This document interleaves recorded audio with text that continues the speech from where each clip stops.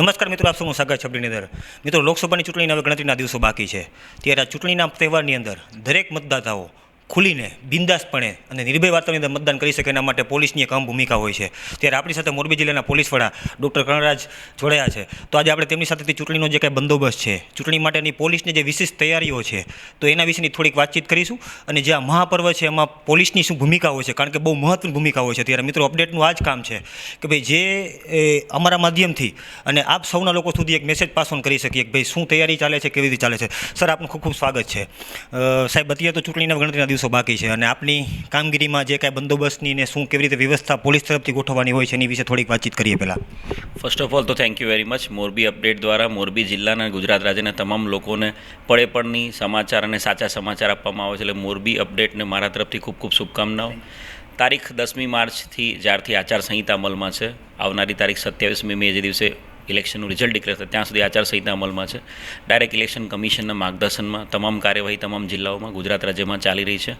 મોરબી જિલ્લામાં પણ જિલ્લા કલેક્ટર શ્રી, જિલ્લા ચૂંટણી અધિકારી શ્રી એમના માર્ગદર્શનમાં મોરબી જિલ્લા પોલીસ દ્વારા અલગ અલગ કાર્યવાહી કરવામાં આવી રહી છે.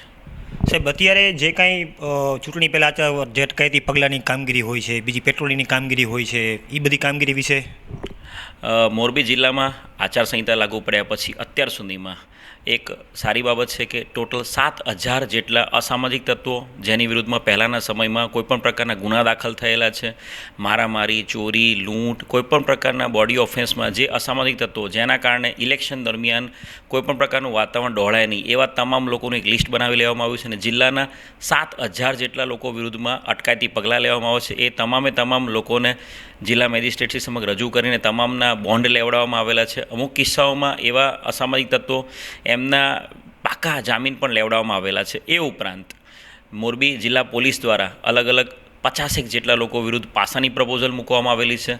80 જેટલા લોકો વિરુદ્ધમાં તડીપારના પ્રપોઝલ મૂકવામાં આવેલા છે અને માન્ય કલેક્ટર સાહેબશ્રીના સીધા માર્ગદર્શન હેઠળ 10 જેટલા લોકોને પાસા કરવામાં આવી છે અને 10 જેટલા લોકોને તડીપાર કરવામાં આવ્યા છે.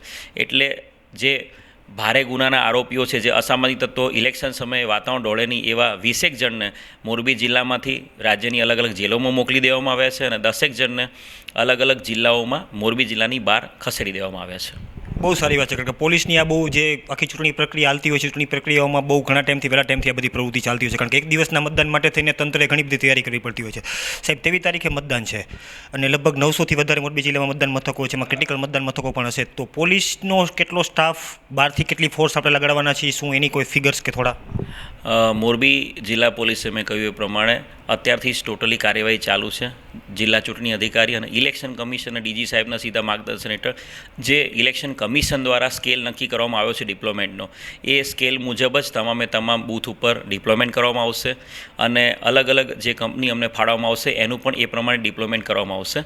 અને તમામ જે લોકો છે એ નિર્ભયપણે અને ફ્રી એન્ડ ફેર ઇલેક્શન, જે ઇલેક્શન કમિશનનો મોટો છે કે નિષ્પક્ષ અને ન્યાયિક ચૂંટણી થાય, એ માટેની તમામ તૈયારીઓ જિલ્લા કલેક્ટર અને જિલ્લા પોલીસ વડા તરીકે અમે કરી લીધેલી છે.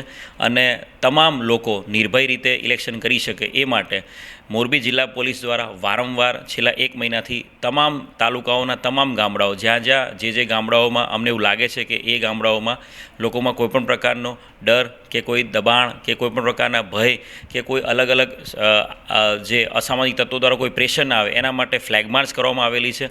તમામ તાલુકાઓના ઘણા બધા ગામડાઓમાં અમે જાતેથી વિઝિટ કરીને ત્યાંના લોકો સાથે લોકો કોઈપણ પ્રકારના ડર, શરમ, સંકોચ અને કોઈપણ પ્રકારના ભયમાં આવ્યા વગર ઇલેક્શન દરમિયાન પોતાનો જે અધિકાર છે, જે ઇલેક્શન દરમિયાન વોટિંગનો જે અધિકાર છે એનો ઉપયોગ કરે અને સદુપયોગ કરે એનો, અને એમના ઈચ્છુક ઉમેદવારને એમણે વોટ આપીને જીતાડે અને કોઈપણ પ્રકારનો દબાણ ના આવે એમની ઉપર, એ માટે પોલીસ હંમેશા સતત એમની સાથે મુલાકાત કરી રહી છે. અને આવનારા 2 દિવસોમાં પણ અમારા દ્વારા તાલુકાના અલગ અલગ ગામડાઓમાં ફ્લેગ માર્ચ કરવામાં આવશે અને એના આધારે લોકોમાં એક પણ વ્યક્તિ ડર વગર ઇલેક્શન કરે એવી અમારી ઈચ્છા છે. સરે, બહુ સારી વાત કરી છે, કારણ કે ચૂંટણી છે નિષ્પક્ષ નિર્ભય વાતાવરણમાં જ્યારે થાય ત્યારે જ લોકશાહી દીપી ઉઠતી હોય છે. તો મિત્રો, આપણે સાહેબ છેલ્લી એક મારે તમારી અપીલ, કારણ કે મોરબી જિલ્લાના લોકો આમ તો તમારી કામગીરીથી બધા લોકો પરિચયમાં હોય છે, પણ મતદારોને, મોરબી જિલ્લાના મતદારોને, કારણ કે આમ બંને બેઠકોમાં વિચારતો હોય છે, થોડીક જે બધી હોય છે, છેલ્લી અપીલ આપની જિલ્લા પોલીસ વડા તરીકે. મોરબી જિલ્લા પોલીસ વડા તરીકે હું કર્ણરાજ વાઘેલા જિલ્લા એસપી મોરબી મારા મોરબી જિલ્લાના તમામ પોલીસ પરિવાર અને પોલીસના અધિકારી કર્મચારીઓ વતી તમામને નમ્ર અપીલ કરું છું કે વોટ આપવો એ તમારો અધિકાર છે અને આપના અધિકારનો 23મી એપ્રિલ 2019 જે આખા વિશ્વનું સૌથી મોટું ઇલેક્શનને લગતું એક જે મહાપર્વ છે, લોકશાહીનું મહાપર્વ છે, એ દિવસે અમે આપ તમામ આગળ આવો અને તમામ પોતાના અધિકારનો ઉપયોગ કરો અને આપની ઈચ્છા જેની પર છે એ એક વ્યક્તિને જીતાડો અને સરકાર બનાવો.